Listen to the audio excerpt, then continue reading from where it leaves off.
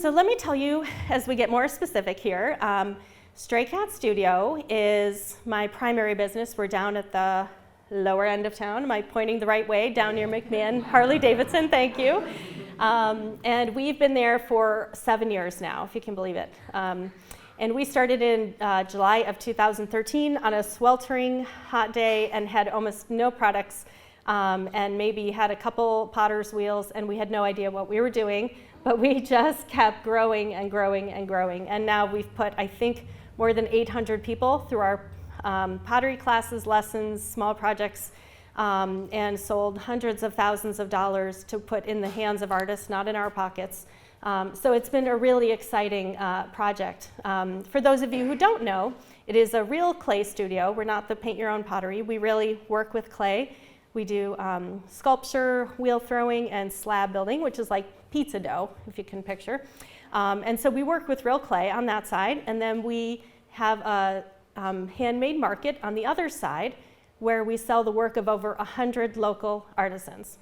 And this is probably, that side is probably more because somebody told me there was no art community here. And so the first thing you have to do to get me to do anything is to tell me, to give me a dare, to tell me it can't be done, to tell me it doesn't exist. And I believe we're creative beings. I think we're created in the image of a creative God who, you know, that's a part of who we are. And so whether your theology matches mine or not, that's okay. I still think we're very creative at our core. And so even if you're not an artist, I still believe business people are creative. I still think sports people can be creative. I still think accountants can be creative, and doctors and lawyers.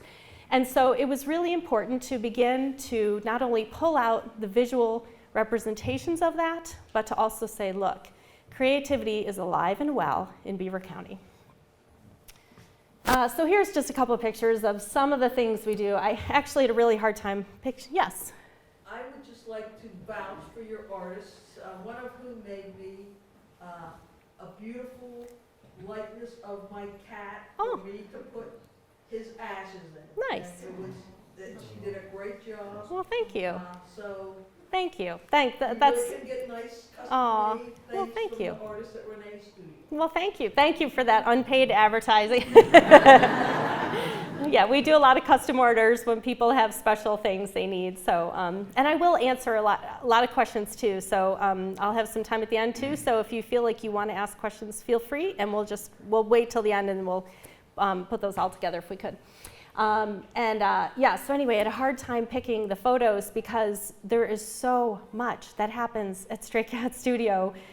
It's the clay studio, and then there's this pottery, the clay studio and the handmade market, but that's only a piece of it. Then we're doing Mud on the Move, where we're literally loading all that stuff up in a van and trucking over to McGuire Home, or to trails, summer camps, or to the library coming up this summer, or to a winery where the ladies got a little too drunk. And the stuff they made was really interesting. So we have a lot of fun heading out. So, and we do sales, of course, so I won't tell you all about this. You can get involved with Stray Cat and learn about us. But it's important to understand Stray Cat because we will be one of the primary tenants of the new Portobello building. Okay, so the land. You know, being on the Business District Authority, this is one of the side benefits of being a volunteer. Like Mick was encouraging people to sign up and step forward and do some things in your town. So when I started to look at this land and understand the implications of being the property smack dab in the middle of what is being designated as the core business district, I could not understand why there weren't people just running and racing to get that property, but thank goodness we got it for under $6,000, all said and done. So it's a triple lot. It's unbelievable to have that much land. So it's really incredible, and we'll be next to Orem's Donuts, which is one of the most iconic businesses in the county. So, so it was partly in response to. So we started outgrowing our space at Stray Cat. Already, I mean, for probably 4 years, you walk in there and you're, oh, excuse me, pardon me, excuse me, you know. And the studio is a little bit the same way. We have a great time, but we're just packed to the gills. We have members, we have classes going all the time, we have kids in there on Saturdays. We have people doing birthday parties and all kinds of stuff. And if you can imagine, in 1,000 square feet on that side, that's just pretty tiny. So we felt very crowded. Our offices, my office is in a bathroom, you know, some things need to change. So we knew we needed to move. And we started also hearing some things about, like, well, what about wedding receptions? When Mick had his retirement party, I remember you wanted to be in Beaver Falls, but there weren't places big enough to hold a party like that. So that was an interesting, I hadn't really thought that through before. Am I getting that right? Is there a place to eat healthy food?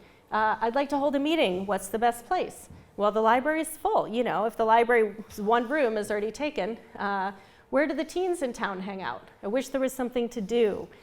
If we started a musical theater academy, where could we do that close by? So these are some of the things that people are already working on. We're not the first to come up with some solutions, but we just thought these were some things that could pair together and make for a really interesting cultural life center. So when I was trying to think of a name for the building, one of my interns was finishing a project on mushrooms with, you know, clay, ceramic, and she was doing this whole thing, and she said, mushrooms are amazing for metaphors. She said, you really ought to look into them. And so I almost immediately landed on the root structure of mushrooms. Does anyone know the name? Cheaters. It's Mycelia, or mycelium, is many or one. Don't ask me which is which, but I think Mycelia's one, some of the smart people in the audience. Mycelia Development is the name of the real estate company that will build this building over there. And because mycelia can be underground for 50 years and never show a single mushroom, so you have no idea they're there. I don't know if that sounds familiar to you guys, right? Like, as we're talking about the 20 years of work that we're doing, I always get chills when I talk about this, because it really feels like people have been underground working very hard for 50 years, right? And so when the time is right, I didn't make this stuff up. This is how they talk about mushrooms. When the time is right, it starts to push up fruit. And to me, that sounds like, well, you know what? The time's right. The ground's been laid. We have a great council, mayor and city, you know, and wow, and all this great stuff that's happened for the business district. It's right. Let's push up some fruit. We have a big lot right in the middle of town. And one other thing that I love, actually, I'll just go back real quick to that last slide, that mushrooms are always committed to the benefit of their host environment. And boy, if that doesn't say it for what kind of development company I would like to run.